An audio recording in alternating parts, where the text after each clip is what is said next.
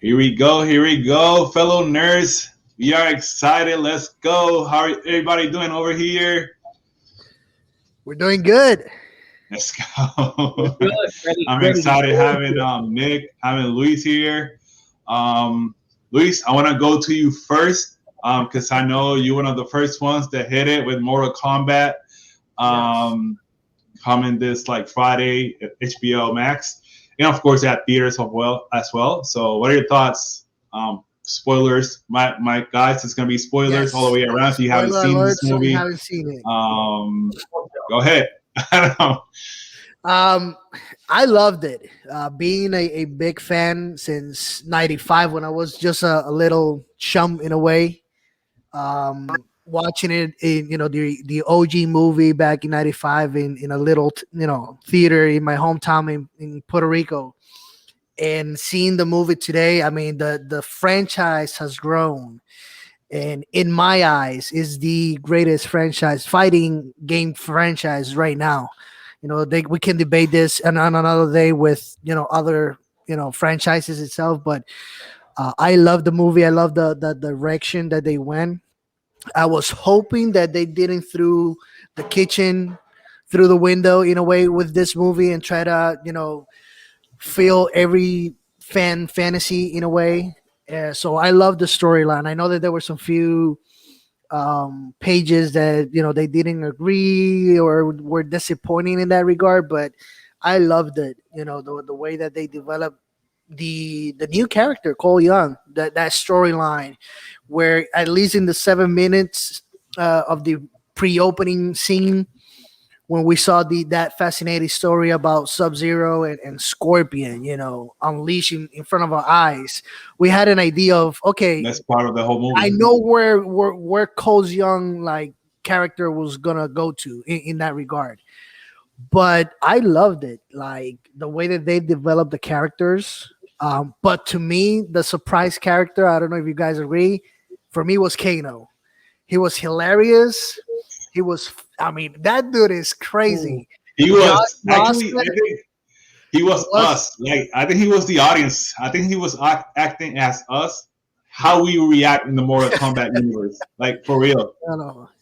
And I know that But they he was. they changed the backstory of the characters in a way. Not only Jax, who was the most obvious retcon change from the games to the movie, but the way that Kano's got his laser eye, Sonya Blade as well. Not being a chosen one or part of the chosen group from the beginning, and I love how they are in a way moving to set a base of of the franchise and moving forward. So I'm thrilled. I'm thrilled. You can go ahead, Nick. Yep, I feel him on that. I was excited. I took it a little bit different than a lot of people took the movie. I loved it right off the back, 100%. But everybody's saying that this was a whole like the young storyline, and I think this was a whole movie about Scorpion and everything that he had to do in his bloodline, and they just kept bringing it back and bringing it towards it. And so I think that was how kind of looked at it for me personally. I thought it was dope. I thought Kano was one of those characters that I couldn't wait till he died. That's just me. I just that type of character He was annoying. is He just was over annoying. the I get top. it. Like Yep. he was. And don't get me wrong, he had funny parts, but it was just like, no, you putting it on a little thick now, big guy. Like I'm ready for him to get done, and the perfect character to do so too. And I loved one of my favorite characters in the actual video game growing up was Jax. I love how we got a prequel and slowly like learned the different ways of how that happened. I haven't followed any of the new video games, so I don't know if they actually go through that and it shows like his arms getting frozen off and then little arms and then big arms. But it was a dope thing for fan service for me as a Jax fan. So Yes. So my thing is like I don't know how like in the games they actually didn't gain the powers this way. So they actually did it this way for I guess making it different, unique. A lot of people like didn't like it. I didn't mind it. Like whatever, it's Mortal Kombat. Let's enjoy it. It's not an Oscar bait movie. I'm like it's all about violence. a video game movie, of course. I admit I still love Mortal Kombat 1 They better than this movie. I still love more like the one, even though I like this one. First, let me go on the opening scene. Of course, one of the best 7 or 9 minutes. For me, the best scene is right there. Like the opening scene, one of the best. Like when you see Sub-Zero coming in, like you see like the windows frozen. Oh God, they're going the horror vibe, like Michael Myers, whatever. Like you see like the windows freeze a little bit, and then like, oh my God, he's coming. And then you see the great actor. He's a lot of. I think he was in the Raid movies. Fast. I Up think and it coming. also Fast either 8. I think it was where he was fighting. I think it was Toretto in the semi truck, high tech semi truck with that fighting scene as well. I don't know about you guys, but when I saw that 7 minutes, the first thought that I went through my mind was, damn, Baihan is an a-hole. Like the way that he tortured the family at the beginning, and he knew that he was going to kill them right then and there. And I go like, wow, they're going so like 180 with his character and the development and making him, in a way, yes, he's not the bad guy completely, but for that particular storyline, like Nick said, I think like this whole storyline was based upon Scorpion's, or I would say Hanzo Hasashi's, bloodline, and Cole Young getting that revenge for his, how you want to call it, grandfather, great grandfather, Yeah. ancestor, whatever you want to call it. So I think that the beauty, yes, the beauty of it. I mean, but that's my first thought when I saw that scene, Ricky, when you said about the Michael Myers thing with the window and the blood, and it's like, damn, Sub-Zero is an a-hole. Like, what the hell? I love him. We're not saying another word. I just want a solo movie with Sub-Zero. I'll be fine. That's all I need. Just giving like a standalone Sub-Zero movie. That's the type of movie like will bring a lot of money for sure. But exciting. Everybody wants him to bring back Sub-Zero over Johnny Cage. I tell you that much. So. Yeah, like that was trending too. Like there were a lot of people like say they want to play Johnny Cage. A lot of people were disappointed again. Okay, let's go to the business side of this movie for a minute. For me, Warner Bros. Should have called it a prequel just in case, because there's always been tournaments around the world, but this is, if you're going in expecting something for the casual fans that don't follow a little bit of the Mortal Kombat, whatever, you should call it a prequel, I guess, like in the opening title, whatever. Something like they did with Batman, like Batman Begins or something like that sort. I agree, Ricky, with you. Even though they don't know the character, the protagonist, that I really didn't, honestly, I didn't feel the charisma with the actor, the leading role character. I want a little bit more of the Scorpion as the father. Again, I think I want the Scorpion Sub-Zero movie. That's all I think all I ever wanted. Like when I saw those first 9 minutes, I will stay there for 2 hours in that world for sure. But again, it was a great movie. My bad, not great. It was a good movie, an okay movie. But I'm interested. Hopefully, it does well in the theaters. Let's see. I want to see the second one with Johnny Cage. With hopefully, I don't care who plays it. Hopefully, it's a better improvement overall for the second one. I think they're being cautious with it, like they did with this movie.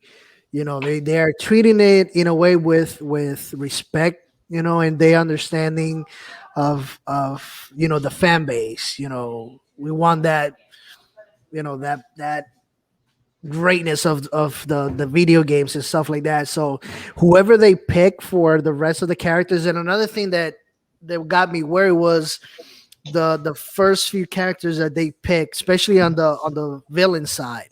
I go like, why they're getting all these weak ass characters? Like, it didn't understand.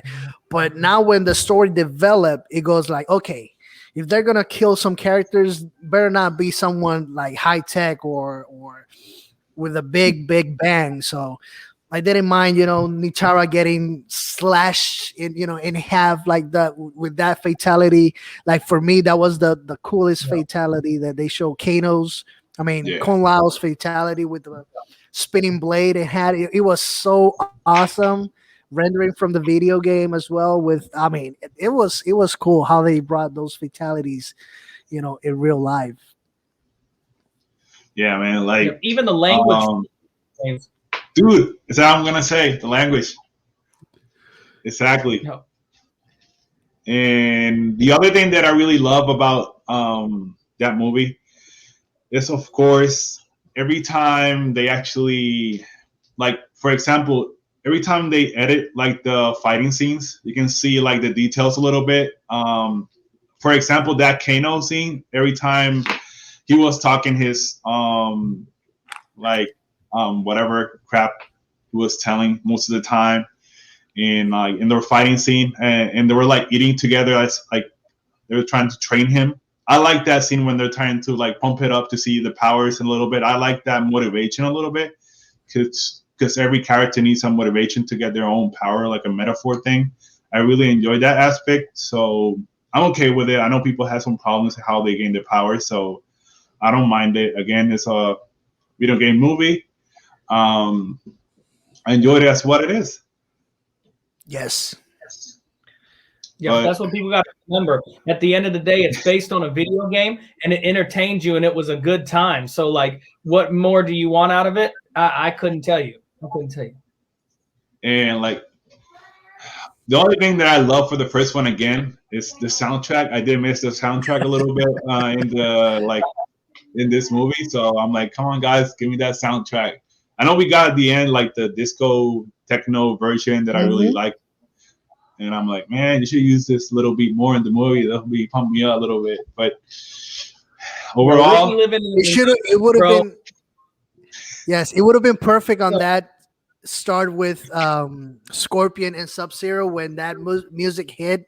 Would have been perfect right there on that soundtrack to hit it. It would have flipped everybody's like emotions right then and there if they would have just at least the melody. You don't got to go to the actual Mortal Kombat yell soundtrack. Yeah.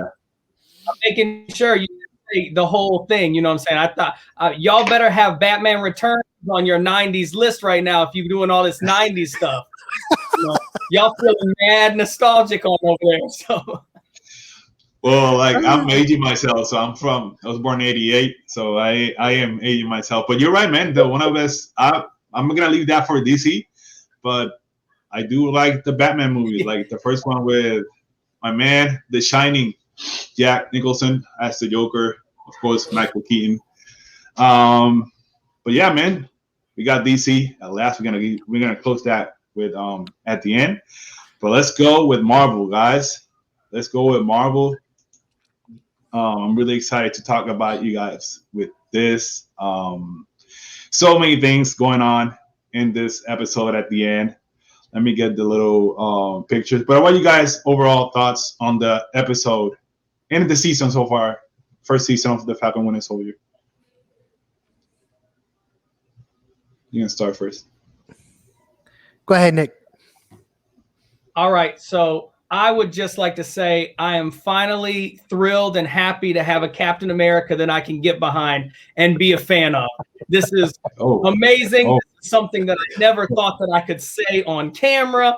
It is just moving in such a good direction in the MCU, and I'm loving every minute of it because Sam Wilson as the Captain America is probably one of my favorite parts of everything. Obviously, we said spoilers before, but just to look at that suit, man. Oh, look at that suit. The contrast with the it's like you had the original Steve Rogers, you got Iron Man's suit, and then like T'Challa's suit had a baby. And it's just like the perfect. I think I think the only one Iron Man suit would be over. This is number 2 suits in the MCU for me as it stands. I want to know what you think, but like that It had almost everything, defense, offense. It was just really put together. Obviously, it touched on other things. I want to know what you guys think, but I don't think Sharon Carter is the power broker. I didn't get enough of a confirmation, but I know a lot of people are saying no, she killed him. She wanted to keep the secret. It's official. It just, all of that stuff's question mark. I thought it was cool how they brought in the U.S. agent. That was cool too. A little hokey with him saying now it's black, but you know, it is what it is. And to round it off, I admit that. Like to have the Isaiah Bradley statue now as being like immortalized, like that's pretty dope. So they touched on everything they needed to for what a TV show would be, and it had good action too. So yeah, I love the way it started on the episode with Flag Smashers.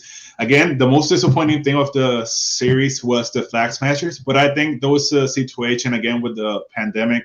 They didn't finish a lot of shooting, and I think that plot was the problem a little bit with them and Carly.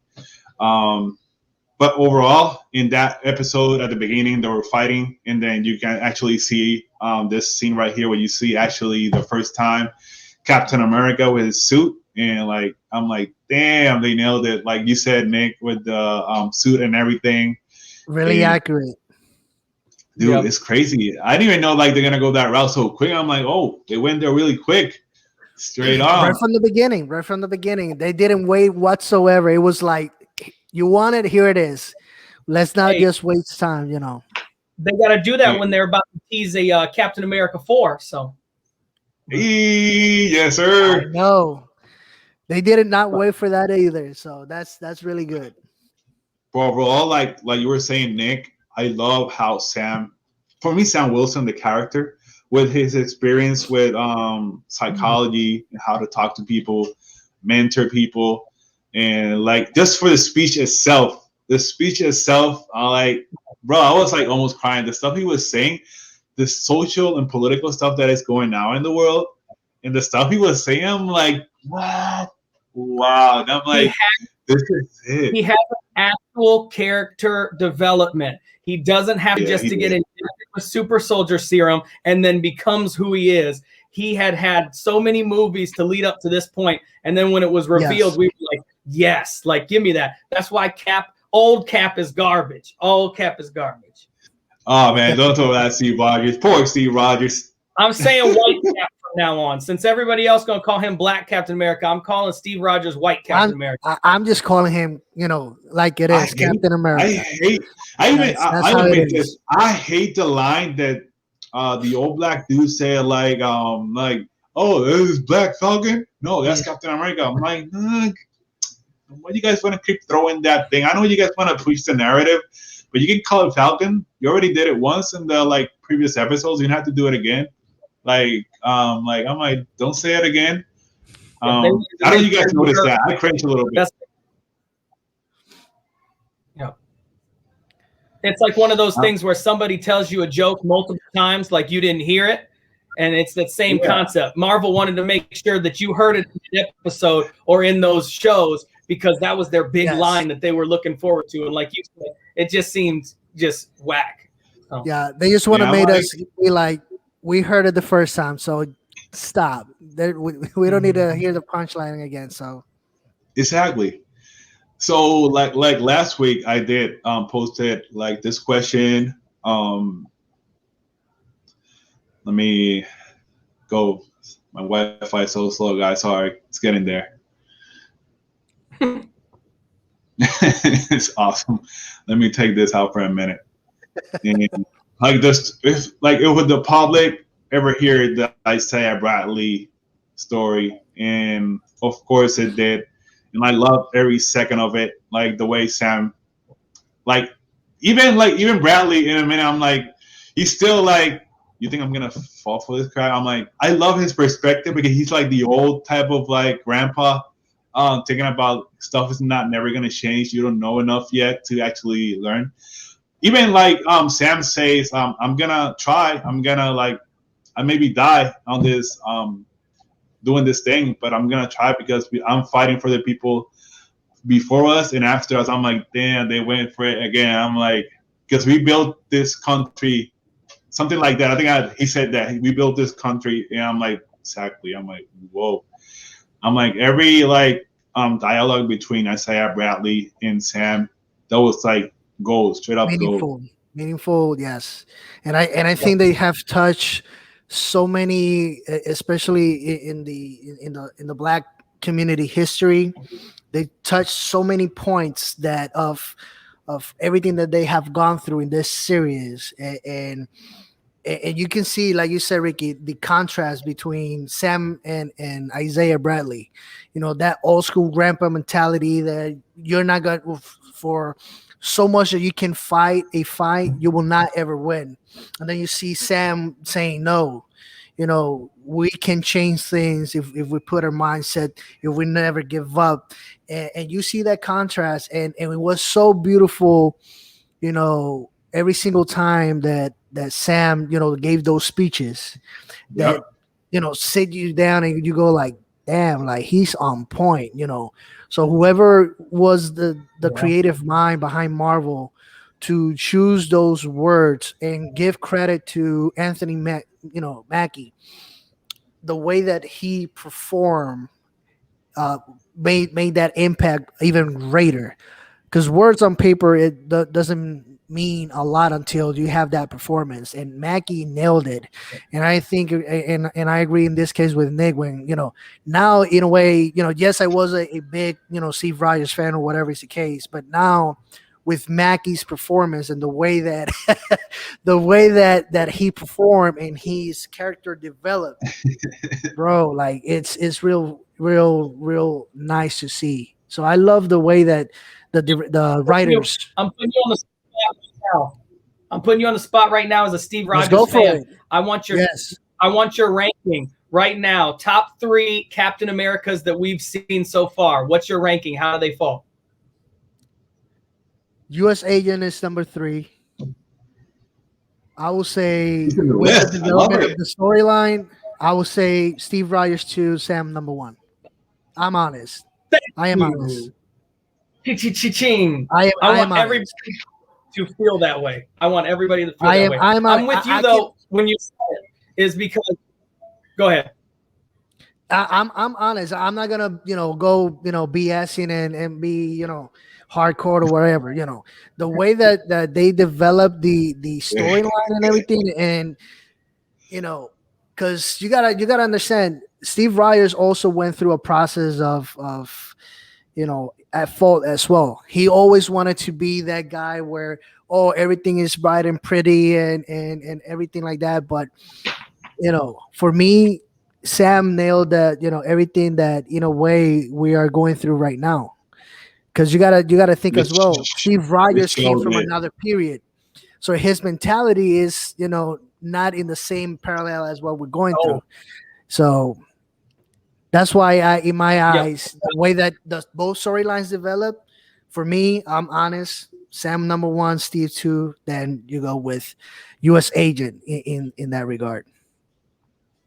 Man. Yeah, I feel you on that. Especially like you said, Anthony Mackie had to deliver that, and I feel like a lot of that kind of was Anthony Mackie. He might have had like some say in the writing. If you know him as an actor or what he does outside of the He's MCU, good. People, I've seen a lot of movies outside. He's good. Yes. Yeah. So I feel like he's definitely somebody who can take on that shield, as you will, with that whole conversation of things. And so I'm with you. That's the same ratings that I had for my Captain America. I know Ricky's number 1 is U.S. Agent, but you know. It's okay. At this point, Ricky, don't say your rankings, because you know you don't need it's a 2-1. It is a 2-1 handicap match. By the way, I'm not gonna answer that question, but I will tell that Steve Rogers I believe he's gonna come back and he's gonna be Commander Steve Rogers. I'm sorry, I believe he's gonna come back. Like, and again, the little shade with the when he was helping, somebody was helping Sam, and he was saying, "Oh, it's Captain the Moon." I'm like, why do you keep repeating that thing? And I'm like, okay, I think I want to see what the hell is going on in the moon now. Let's go to the moon. Let's do. Bring Steve Rogers back, man. I want Sam Wilson to give Rogers the business. I want Rogers to come back crazy, mad evil, and then the real Captain America can finally put it to bed. Okay. Yo, let's talk about that helicopter scene. Do you guys like it? I thought it was dope. Scene.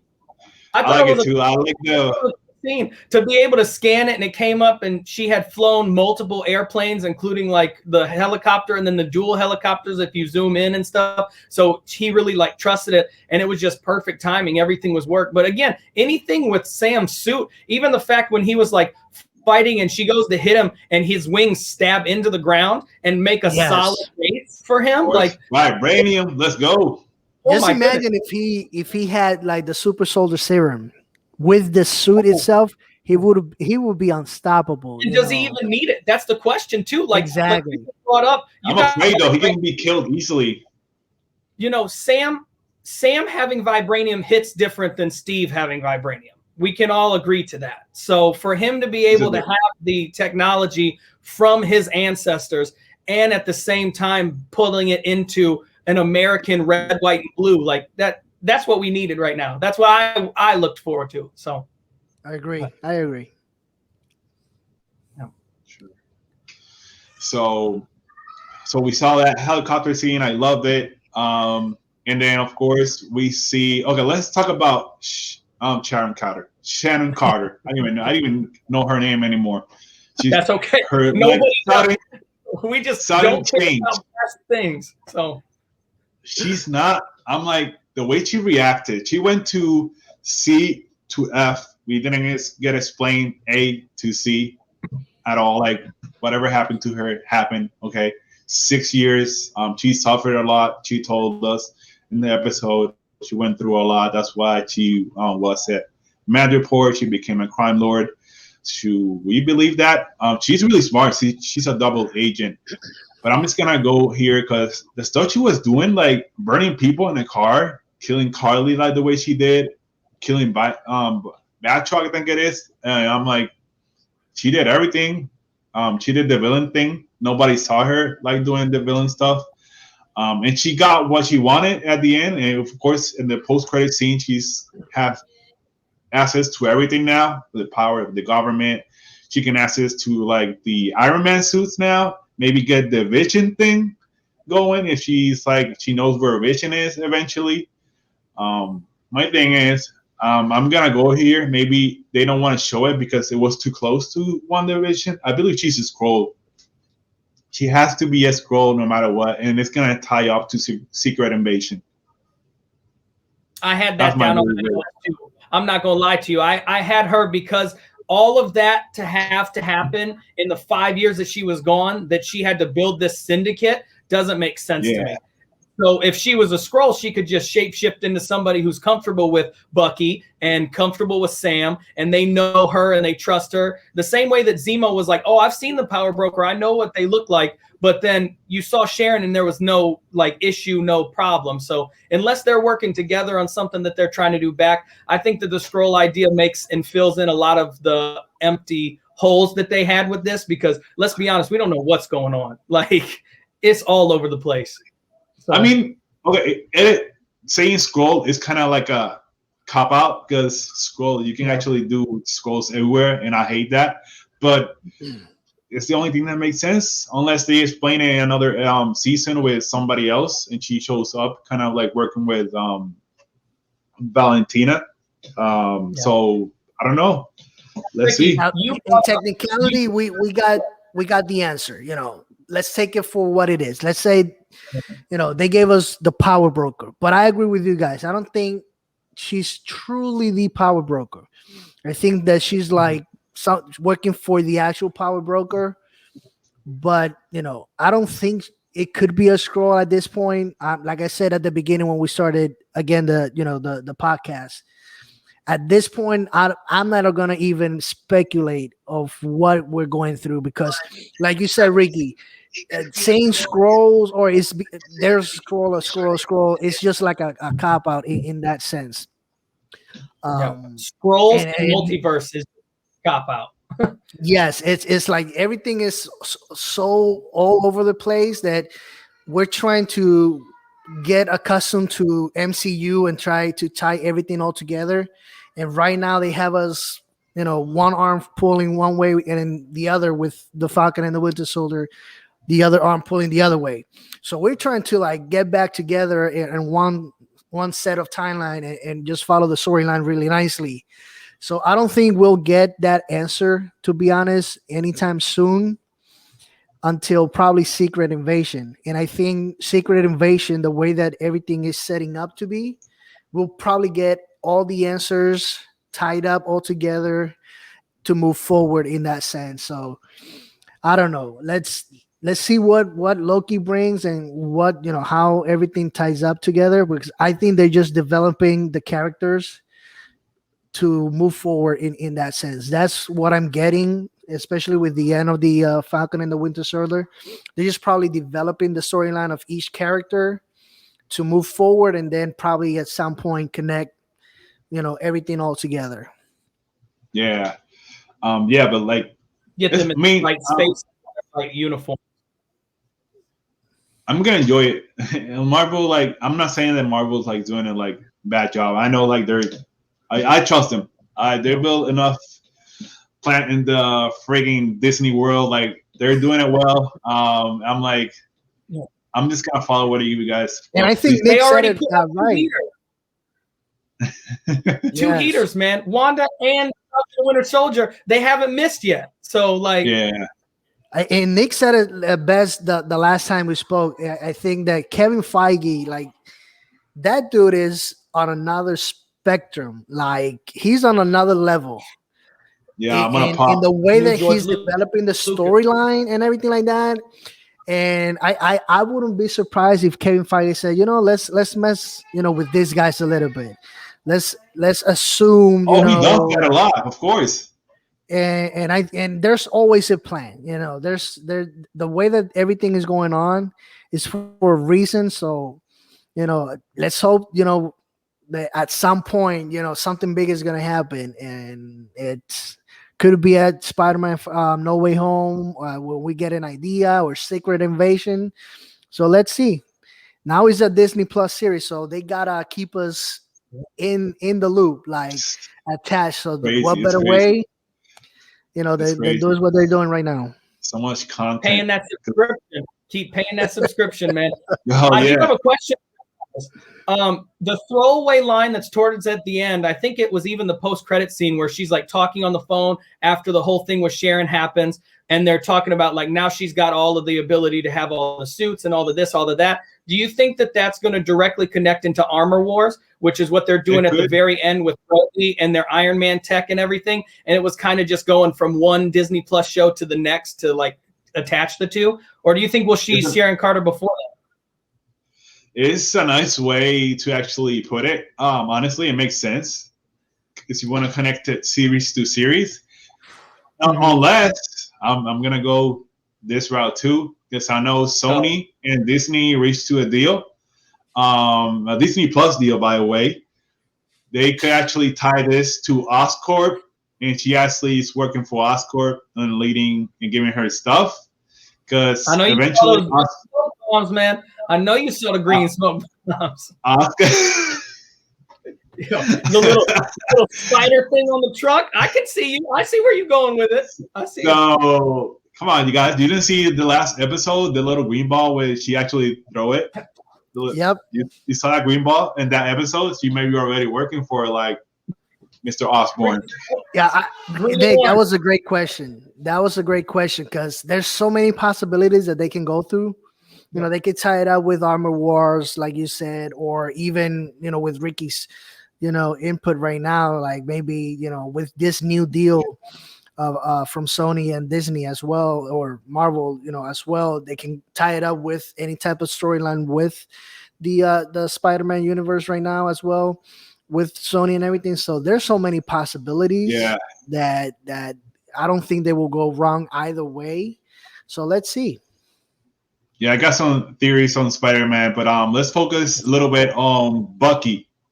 Bucky, I love Sebastian Stan as an actor. I think he did a great job. Obviously, this is a Sam Wilson more like series, honestly, to help him to get the cap for it. But whatever he was dealing with the whole way on through and how he was doing it, I loved it. That scene with the I forgot his name, but the dad of the guy he killed.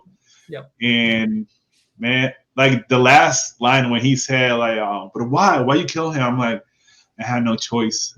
I'm like, man, that broke it. That broke me a lot. I'm like, I had no choice. And I'm like, it's true though. Like, to a normal person, you can't explain what he went through and how it happened. Exactly. Even. Like you can see even the dad's face when Bucky said, I'm gonna talk to you about your son, and I know he didn't die like that. He was murdered, and you can see the dad trying to find answers in his eyes, the way that he was looking for answers, like and trying to assimilate that information, like hitting him hard. And when Bucky said, I kill your son, and like Ricky said, I didn't have a choice when the dad asked. That was powerful. It's like the hardest thing that a human being can say to someone else is like, yeah, I'm the person that, kill your son or your family member. It's like, that was hardcore as well. It's like heartbreaking at the same time. And to not have the answer why, like, oh man, like, whew.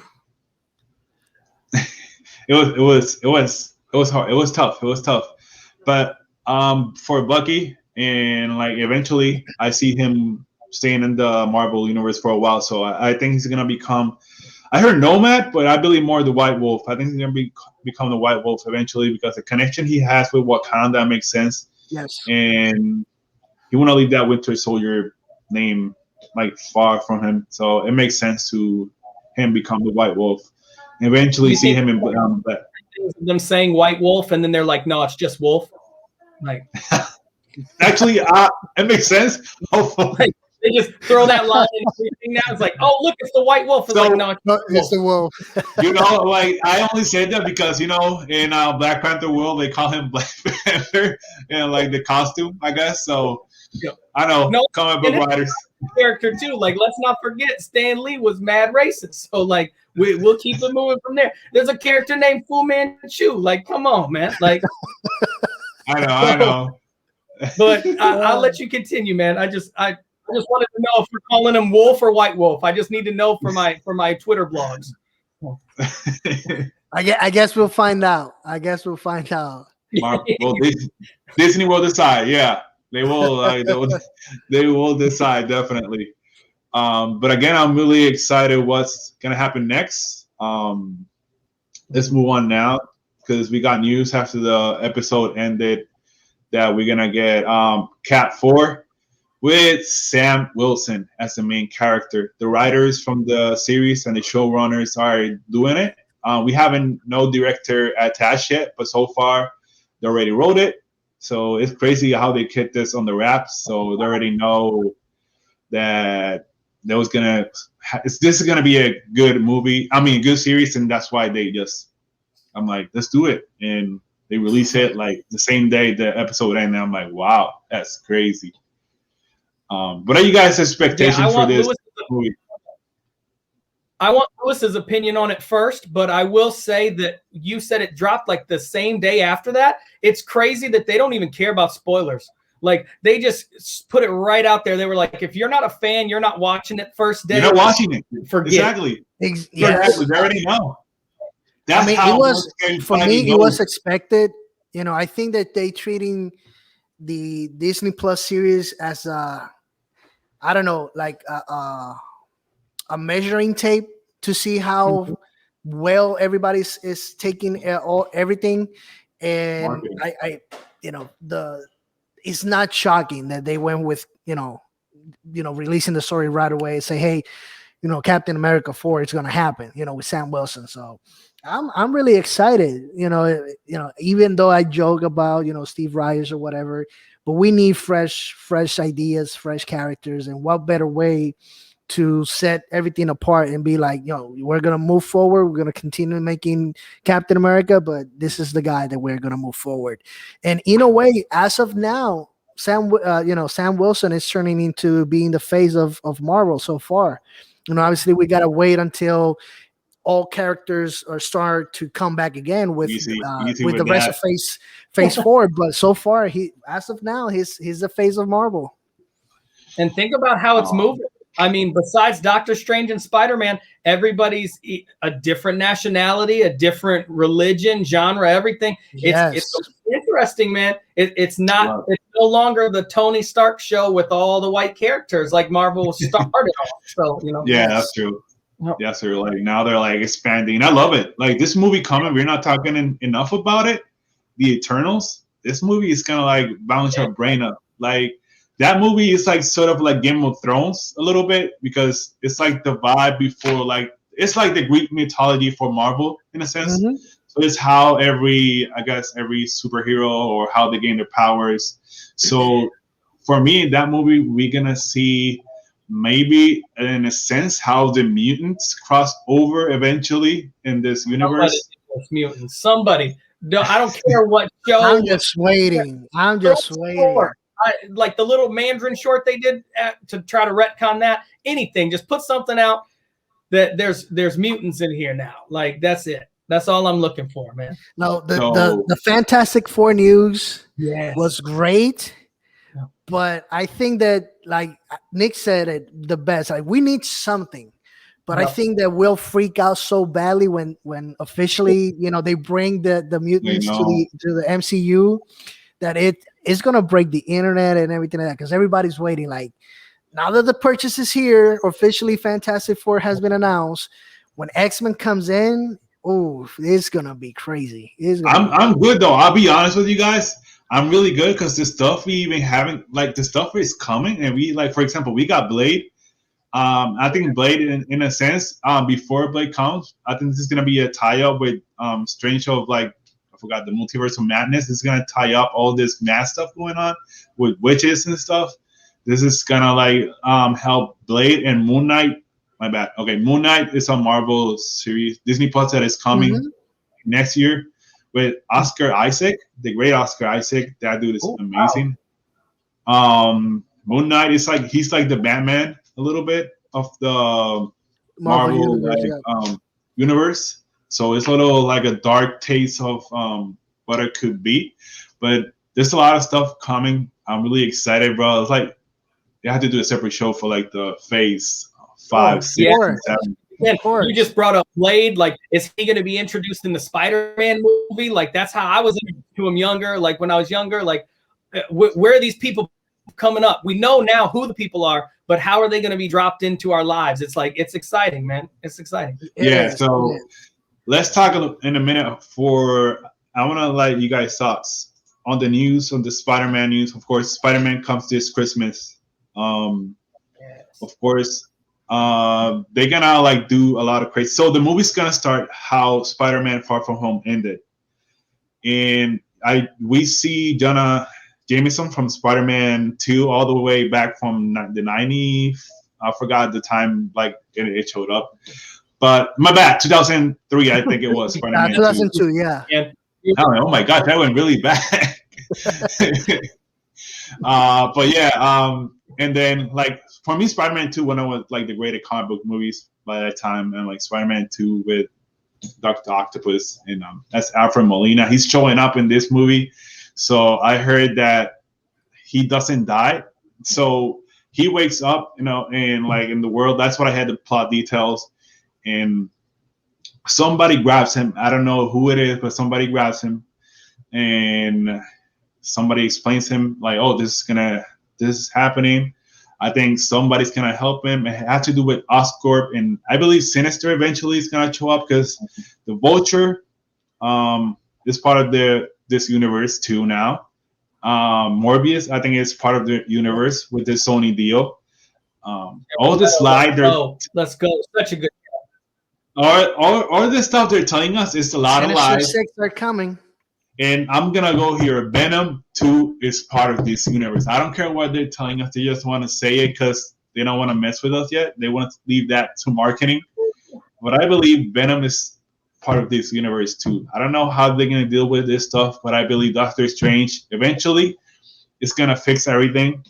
And that's when every company is going to like, okay, Sony, we're done with this multiverse. let's now do a separate thing because it's too messy. I'll be honest with you guys. Eventually, it's gonna get too messy, and but for now, I'm gonna enjoy everything about it.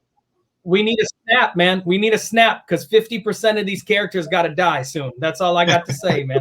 Like, it's obviously not going to be a snap, but I mean, maybe I don't know, maybe something else, something galactic. But you know, oh my bad, I forgot, Nick. I didn't hear you. Ooh, hey, well, we're gonna go there too, man. This is crazy. A little bit of nod there.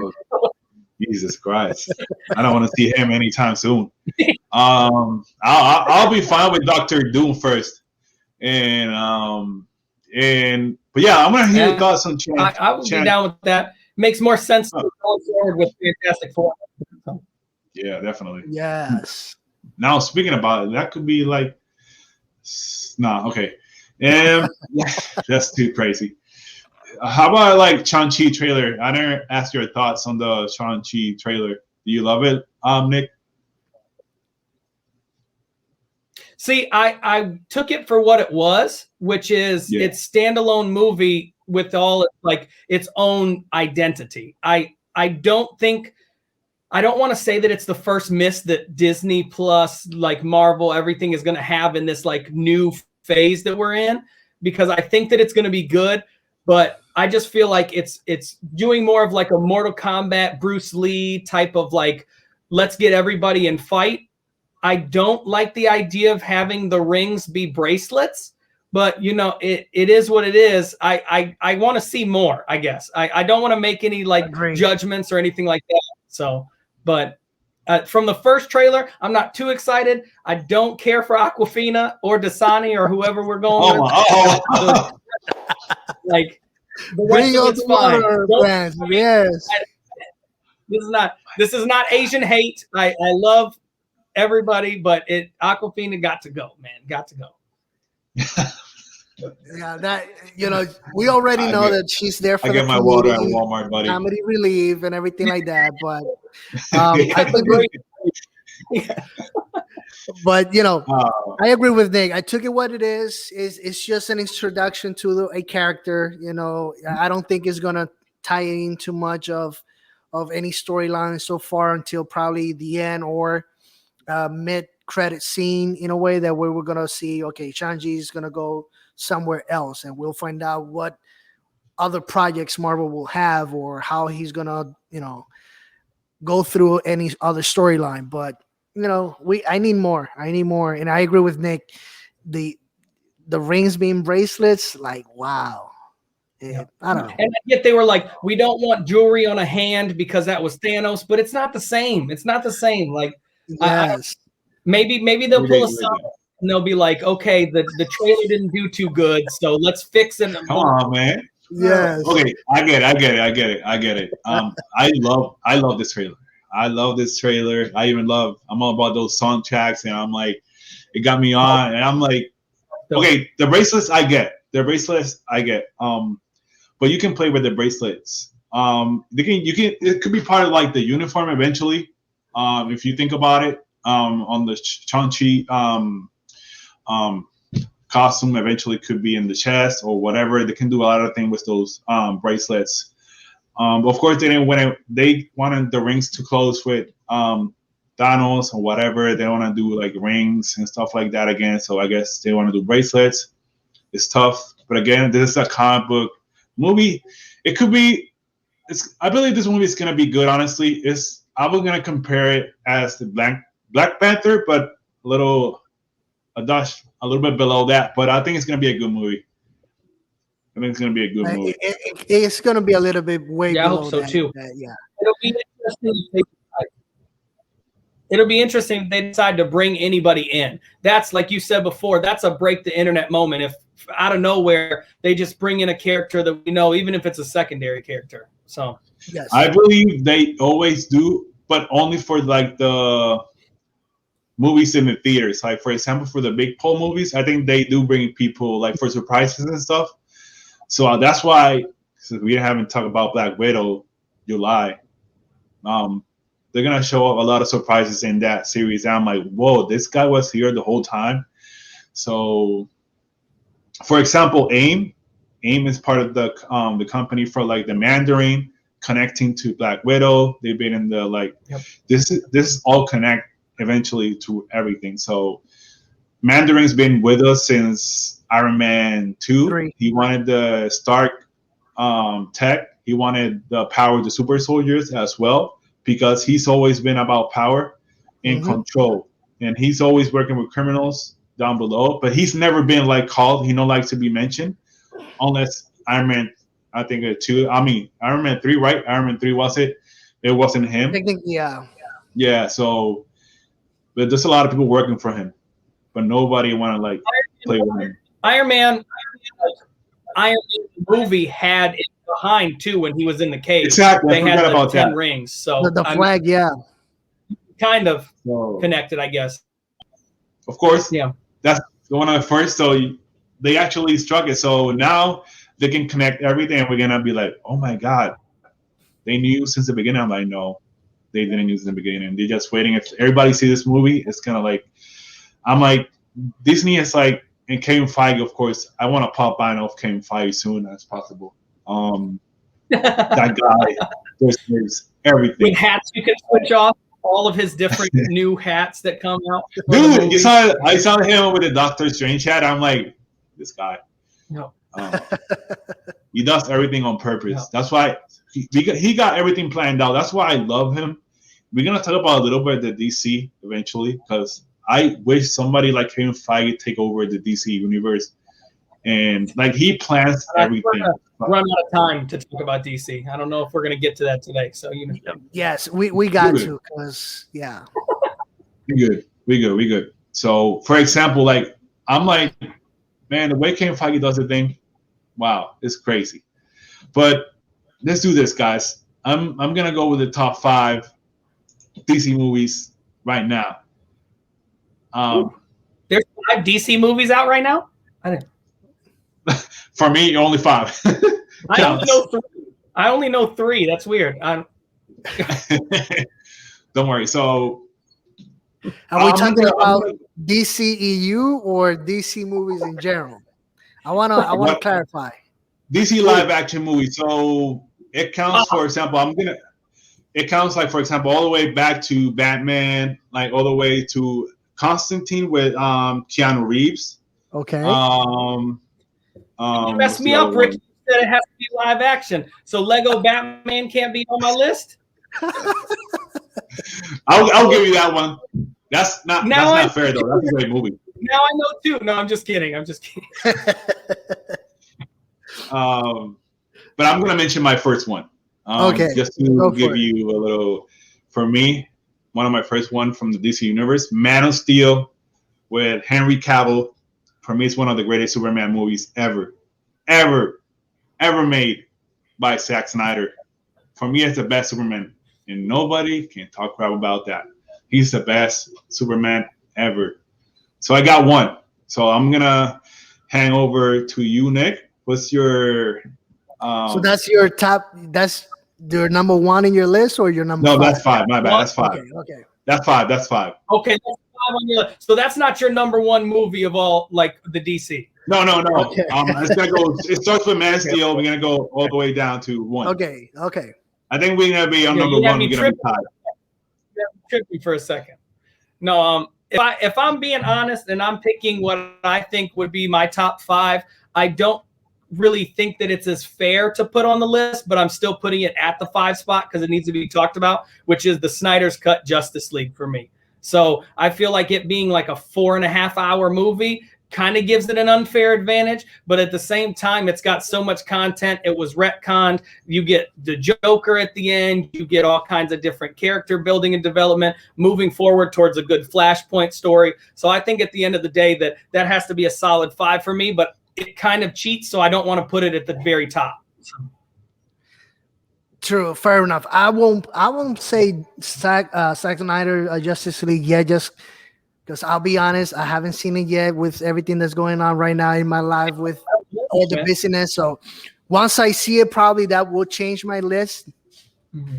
But for me, good night, Papa. That's my son saying good night to me. He's going on bed right now. So For me, I will say I'm gonna start it off with my number 5, and when I say the name, you're probably gonna know where my list is gonna go to, just because of this director's mentality. And I think that if they would have picked him to start the universe for DCEU and whatever they wanted to do, I think it would have been better. But I'm gonna start with Batman Begins. At least for me, if you want to start a franchise the way that Christopher Nolan did with That's that one of my trilogy, favorite directors all the way around. I'm telling you, like, the story will be totally different if he would have been the man in charge to start a universe. And I got to start with Batman Begins on that point. Yep, I touch on that too. Like you said, the direction would have been so much better in that way, and moving in to develop the characters the way he did. Because at that time, you got to remember, we had all the hokey Batmans before that. So we had the Batmans that Ricky's about to have on his list. You know what I mean? Like, for me, it was the first time that we get it to where it's Batman could have been anybody. It's an actual billionaire who let the power get to his head, and there's actual mentally unstable people. I mean, without this whole Christopher Nolan story, we don't get a Joker towards the end of it. I didn't even put that on my list, but that's a great movie in itself too. But now I want to know Ricky's score for sure, but I had to give you your props because Nolan over everything for that, for sure. Yes. Yeah, man. I'll be honest with you. You actually stole my fourth one, Luis. Ooh, okay. But okay. I'm gonna pick Batman Forever. No, I'm kidding. Never. Don't switch it now. Never. Val Kilmer. I thought you were gonna go with Batman and Robin. Kilmer is great, but no. George Clooney is great. Batman and Robin, but no. I'm sorry. Priest was awesome, but no. How can you say that there was a Batman villain who then became a California governor? Come on, man. that right there. Sub-Zero. No, but I'm gonna go like you stole my fourth, being your fifth, but I got Batman Begins. The way that movie started, the way Christian Bale portrayed the character, and we got damn Liam Neeson in that movie. Nobody I'm like, people forgot that he was the villain. I'm like, that movie's gold. That's why I got that movie fourth. The movie that introduced to us to, I don't want to say it, but yeah, Christopher Nolan. He's the Hall of Fame. He's a legend. The movie he brings to us every kind of year is like crazy level, great movies. I'm with you on that. I like the fact that they all move into the next movie too. You don't get any type of gate. It just picks right back up where it goes. So, yes. Yep. So what would be your fourth, Nick? So my fourth on the list, I like this again. As the hat suggests, I'm more of a Marvel guy myself, but I appreciate good movies. And as a movie that can stand on its own, and a movie that got me excited for even just a DC movie in general, it was kind of what I would consider their Guardians of the Galaxy in extent, would be Shazam. Yeah. Like it. One of those funny movies. It has a great development and build. At the end of it, you get all of the characters that are going to be a part of that series. Kind of great heart. That movie has a great heart too. Yeah, like terrific villain. It's got, hype with Superman coming in at the end, kind of like, I don't know. It hit all the boxes that you want from a movie that didn't really have a character that not a lot of people know about. So yes, yeah. I love it. I gotta say, I don't know if it was fate or whatever, but that was my number 4 as well. I love Shazam. It made me laugh as well. I mean, it was really good, in that regard. And I think it went away completely for what, Warner Brothers wanted to do with the DCU in that regard, because everything was in a way either dark or messy or, something like that. So I think Shazam was really refreshing in that regard, and so appealing in that case. So I like a lot Shazam in that regard. Yep. Awesome. So for my third one on the DC movie slate, I got the Joker from Todd Phillips, the director from one of the Hangover movies. But man, that dude, the thing that he did to that movie, wow, the mental health the way he tackled the Joker character, I'm like, man, that movie went levels. That movie went levels for me because it's really humanized that movie in a way, like for people that having problems. Obviously, you don't want to like, but you can go to that level, and I even felt sympathy in a way for that type of person, and like the levels that took you, and eventually it led you to become to that type of person, and that happens in real life to people that never get helps, and I'm like, to trying to reach out and they can because economic reasons. And just for only that reason, I think that movie struck me in a different way. And that's why I put that Joker from Todd Phillips third in my list. I didn't put that on my list just for the simple fact that I don't even consider that a DC movie. Right. Because when you look at it, like it's just a mental health like movie. If you take the Joker title, it stands on its own, the whole movie, even without the Joker title behind it. So I definitely give you that. And I love that. I just didn't put it on mine because it's not enough of that, like what you think of when you think of a It's not part of like, I get what you're saying. Yeah. It definitely should be on the list. I didn't put it personally myself. So yeah. No. Well, I'll be your third. So 3 for me, kind of going in order, and I don't know, we might be on the same page, me and Lewis, because I feel like he's going to hit this next one too with the way that it brought up. But Dark Knight Rises, I wasn't able to put it 2. I wasn't able to put it 1. But if they didn't do a great job with Bane and with the switch of what happens at the end of that movie, where she ends up being the villain, you've got the fan service coming right off of it, because we all know Dark Knight did such big things and they couldn't even move forward with the Joker. And to be able to have just something that didn't even miss that character, all respects to Heath Ledger and everything, but I feel like that movie didn't really miss the character of the Joker because it had so much development. And it was one of the longer movies that you sit there and you go, I didn't think that I was watching this for so long. It was just a lot of, you'll fall asleep or you'll get tired of something, and at the end you're even like, I want more. Like, where's he flying into next? So like I definitely had to put that 3 for my list of Dark Knight Rises. Let's go. Like it. In a way, I'm not gonna go yet because I'm not done with the Nolan universe, but I'm gonna go for my 3 on another route. Because obviously you already guys know where I'm going with my DC in a way list. But for me, you got to go with before Nolan came to the scene, or even in a way Michael Keaton, the guy for DC was Christopher Reeves. So I got to give him mention because he in a way carried DC Comics for a period of time, even though the last 3 movies went in a way, or his last movies went on a downward. But I got to give props to, the Superman movie and the way that storyline, that was the true inspiration for Ricky's number 5, which is Man of Steel, that storyline that he had combined with, the Superman movie and Superman 2 as well. So for me, every time I see the Superman movie, I got to like sit down and appreciate, the way that they were going on that regard. But, with that being said, I've given you the hint of where I'm going with my 2 and number 1. So magnifying glass. Let's go. But it's, for me, like there's a lot of honorable mentions. There's a lot of, even though it's not Marvel, there's a lot of good movies in this universe. They try to do good stuff, of course. But I'm gonna go with my lady. Number 2 is gonna be Wonder Woman, the first one. The second one, for me, it sucks. But Wonder Woman is number 2 for me. And I tell you, that's my number 2 as well. I'm not even gonna hold you up. It's like, honestly, it just hit everything.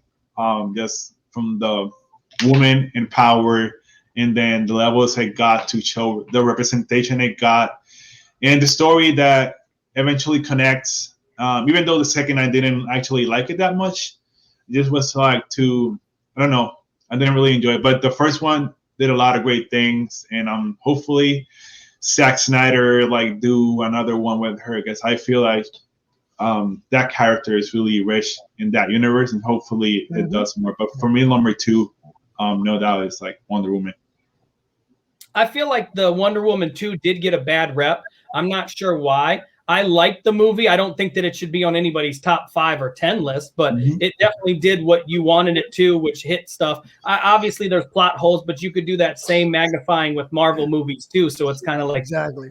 It is what it is. But yeah, I picked Wonder Woman because, like you said, you brought in a strong, empowered, like woman character. You also have this like love interest that's just like human at the end of the day, which kind of makes a nice nod to sometimes Marvel doing that same thing. But it kind of hit everything right. The ending was great. It was emotional. I think it's kind of bad that they brought him back into, but that's another reason probably why people didn't like it. When characters die so well on stage or on they film, should leave it like anything, just leave it. Yeah, and so it is one of those things. But I definitely had it at 2 because you said I couldn't pick Lego Batman. So that's a good movie, though. I love it. That was my top 1, but hey, setting up the rules, mess you up, for me, number 2, you already guys know, I'm going with Dark Knight Rises.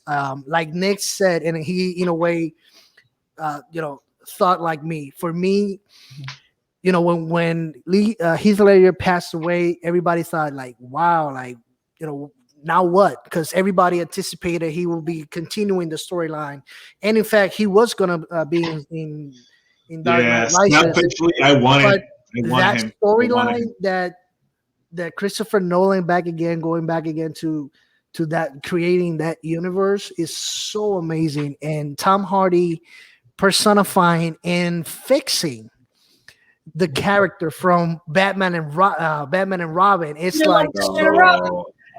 So I gotta give, it was so cool to see, and I was amazed with, and sad at the same time, because yes, in a way it was a culmination of a story, but at the same time it left open the possibility of what can happen, the story can continue with it and everything like that. So that was, if a trilogy can leave you like that, wanting more after probably 9 years already since the last movie, man, like what could have been the possibilities if he could have continued with DC in a way? Yeah, that's true. That's what lost me afterwards, is going from Nolan into other movies. Like, it made it hard because you had such a pedestal. So I feel like they kind of did it to themselves, but contracts are contracts, but the amount of quotable lines in Rises too is out of the world, like crazy.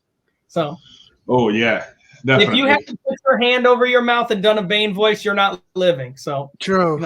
Honestly, let's go for it, guys, because I know where we're going. So everybody just mentioned because it's just check like the Dark Knight, set it up. Yeah, Dark Knight. Not only a comic book. I'll say it. So honestly, it's just not only a comic book. It's not only comic book. It's everything. Just levels. It was levels to this. Like, I would compare it like to great movies like Lord of the Rings, just in case. There is a lot of takes eventually for Lord of the Rings. I want to bring that up eventually when we talk about Game of Thrones, Lord of the Rings. I want to do a show of that too as well eventually. Yeah, you know what I'm saying? Like Harry Potter, I haven't seen one of them. And you watch Lord of the Rings? What are you doing with your life? Wow. I remember so growing up, of course, I had to choose. I think it was December. They always showed up about the same time, I think, whatever. Yeah. I always pick Lord of the Rings first. I'm like, I don't feel Harry Potter. Like, it never got to me. I know there's a lot of people love Harry Potter. I watch them every now and then, but I don't feel like the thing like everybody. I'll be honest. I used most of the time Lord of the Rings. At some point, I fell asleep for whatever reason. It was like my bedtime movie. Because at some point, it was just like the trauma. Like, I don't know. For me, that was me. But come on, Ricky. I'm surprised that you haven't seen any Harry Potter movie. Sure, I'll tell you that much. Lord of the Rings franchise is a sleeper. So yes, we'll let you do that as you will. So. they're kind of long, of course. You have to sit through a lot of things, of course. But that's the journey, though. You love the journey that it brings to us. I'm like, I felt it. growing I up. can't believe you're going to bring up Lord of the Rings on the same level as The Dark Knight. That's just very blasphemous. To me. Yes. I just let's go back to The Dark Knight in a way. What do you mean? Like it is like bad, honestly, to bring it close? Like it's too like I don't put them even close to each other. No, I would put like Avatar, Titanic, all those over like a Lord of the Rings. But that's me personally. So. Oh, got you. Yeah. By the way, Titanic, not a bad movie. When I I tried to like segue it or everything, but this man is stuck in the 90s. Somebody help! Somebody help! Get this It's man. If there's a reboot of the Hot Tub Time Machine, Ricky will be the main character right there. You know? I'm in. You already know. I'm in. But yeah, man, like, so yeah, I was really, so we got Dark Knight, I got Wonder Woman, we got the Joker. I wanted Shazam. You take my Shazam away, so I don't want to pick Shazam at all. So I got Batman Begins and Man of Steel, rounding up my top 5 movies. Hopefully, there's a lot of great movies coming, so let's see what happens next with this thing. We got Black Adam as The Rock coming soon. I think it's next year, if I'm not mistaken. Just the movie's coming, so it's connected with Shazam. So let's see what happens next. Yeah. What are your like? I thought that was going to flop until I heard that they were going to do some type of Shazam connection. So I don't know. I don't see him as that role or as that character. I don't know enough about DC to be like, oh yeah, he's perfect for the role. I think it was more of like he's free. Let's get him to sell some tickets. Like I don't know how I'm feeling that. Whereas like The Dark Knight, you got all of these different characters and all these different people you brought in with Harvey Dent, and you got the great Sirius Black in the Harry Potter franchise as Commissioner Gordon. So it goes without saying that's a star-studded cast, and then you bring it back to Black Adam, and it's like one heavy hitter, and then kind of like everything else. Yep. Yeah. And I think for me, they have been prolonging just because. The Rock's schedule is so freaking busy right now. He's all over the place that everything gets like in a way pushed over a little bit back and back and back. And I think that the Black Adam movie is push is like starting to die down, and not everybody's gonna be like too intrigued of that storyline. So let's see what happens with Black Adam. Hoping for the best. In everything like that, just to have a DCU momentum going on in that way. So, yeah, definitely. When they gonna fix Green Lantern, man? That's what I want to know. Everybody's moving forward. We got Flash. I'll be honest. When Ricky texted us about doing the top 5 DC, I was gonna put Green Lantern at number 1. That fantastic. Let's go. Storyline and stuff like that. Full crossover. So, but no, I agree with you. Like, when is the time? Let's close this amazing show by talking about the upcoming slate of the DC movies.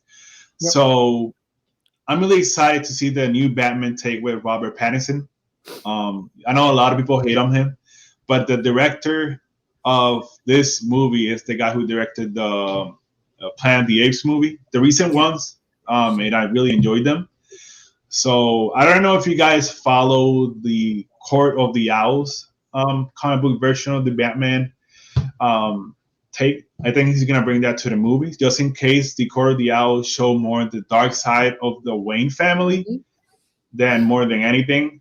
So I think we're going to see the other perspective of the Wayne family, that they weren't like that great. They had the dark side too. So I'm really excited to see that take as well. Have you guys heard any news? You saw the last trailer of that Batman? I'm looking forward to it.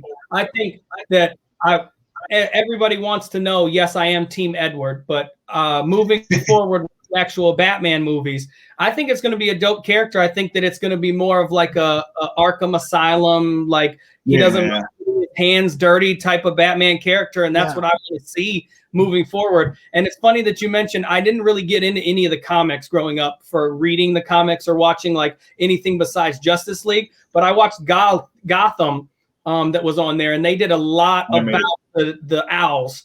And so I feel like that's going to be a nice storyline to just have like, oh, what, like old rich white people are evil? That's crazy. I couldn't see that coming. Like, so I definitely think that it's going to be an interesting take on the way it moves. And I hope they do what other Batman films have done, which is subtly bring in other villains. Maybe Batman and Robin, not so subtly bringing them in, but, you know, just kind of plopping some people in gives you more. So. Yes, I'm really excited too. It's a new perspective, you know, another point of view from you know, a new director. I'll see, you know, how we can, you know, take the storyline and everything like that. I'm really happy that they didn't go right away. Oh, you know, let's do an origin story right away and then immerse in this storyline. So they're gonna jump in when, you know, from when he is already, you know, Batman and move forward. So I like that idea as well.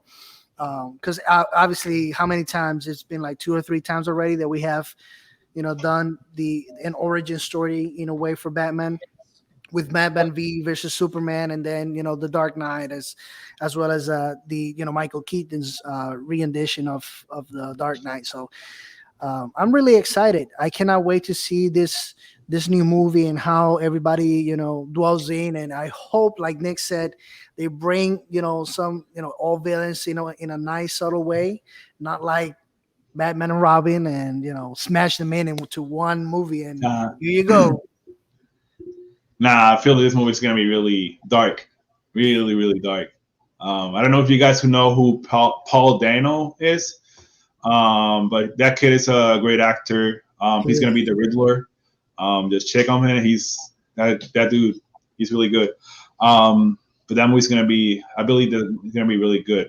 Now we got Flash coming. That's gonna be a crazy one too as well. But my thing is, again, DC's like all over the place. There's a new rumor about the Flash when they released the logo of the movie. Yeah. Apparently, and I don't know, you know, how much power that rumor is, but you know that we already know that apparently Ben Affleck as well as Michael Keaton will appear in the Flash.